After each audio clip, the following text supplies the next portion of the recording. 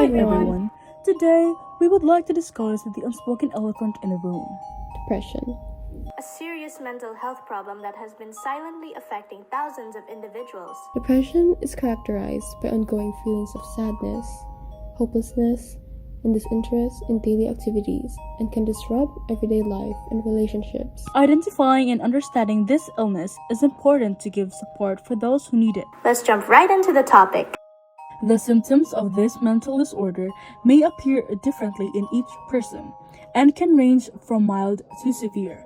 However, to be considered depressed, these symptoms need to occur for most of the day, almost every day, for more than 2 weeks, as well as a clear change in your day-to-day functioning, such as in school or work, hobbies, relationships, etc.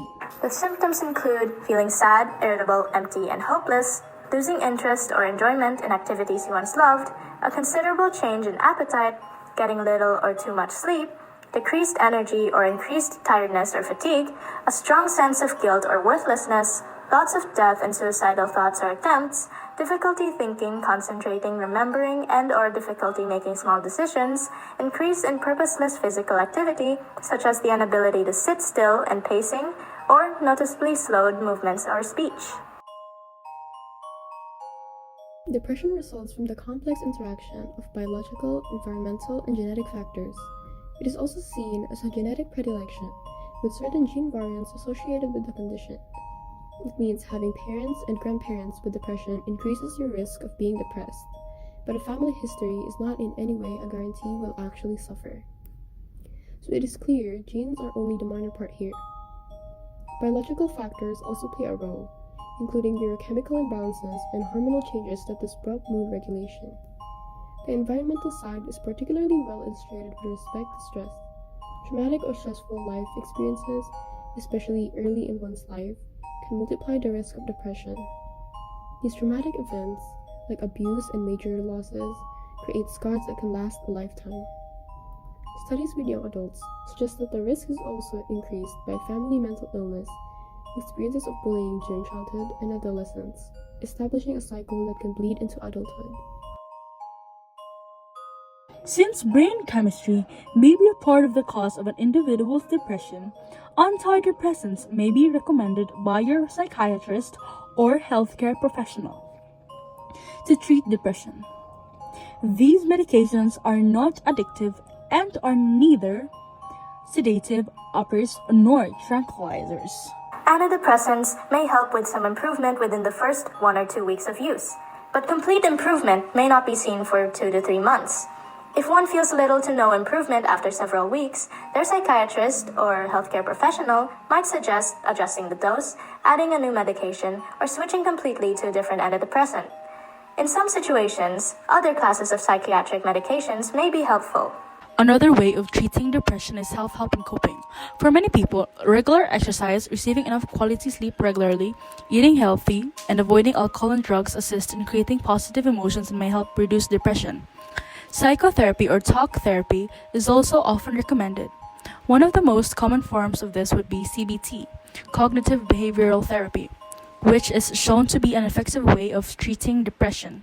This kind of psychotherapy works on changing thoughts and behaviors to respond to challenges in more positive ways by identifying and fixing unhealthy thinking patterns. ECT or electroconvulsive therapy is a medical treatment that is mainly reserved for those with severe depressive episodes who don't seem to show improvement despite the usage of medications or going through other treatments.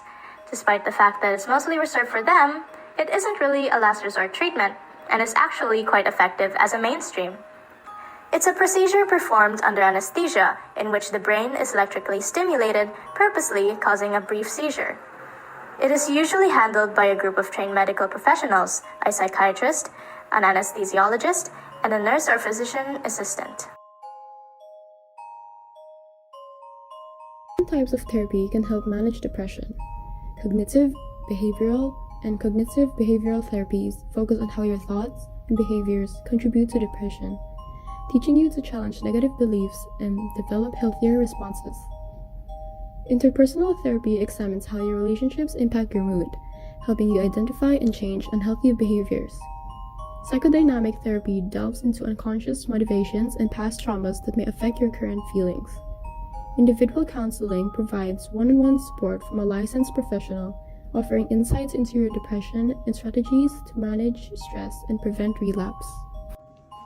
In addition to therapy, medication can help play a vital role in treatment. For many individuals, SSRIs like fluoxetine or sertraline are often the first choice because they help increase serotonin levels in the brain, improving mood and emotional balance. Alternatively, SNRIs such as venlafaxine also help by affecting serotonin and norepinephrine, which can enhance mood and energy levels. For those who may not respond to these first-line medications, atypical antidepressants like bupropion work differently can be effective. But mental health is not just taking therapy and meds. One example is with the body itself. Exercise, for one, benefits our heart and cardiovascular system, but also increases endorphin levels that may help brighten our attitude while making us less stressed as well. It is also important to have a balanced eating regimen, including fruits, vegetables, and omega-3 fatty acids because food greatly affects our mood. Also, good sleep and hygiene. Following a regular nightly routine can do wonders for mood and energy. Mindfulness practices, such as yoga and meditation, are great at keeping one stress-free and relaxed. Plus, you can also hang out with friends and family. These lasting relationships provide a support network where people have someone with whom they could talk to in time of need, which protects us from social isolation during dark days. Depression is a serious mental illness, marked by overwhelming periods of unhappiness, hopelessness, and disinterest in activities that seem to have caused no problem at all for the patient.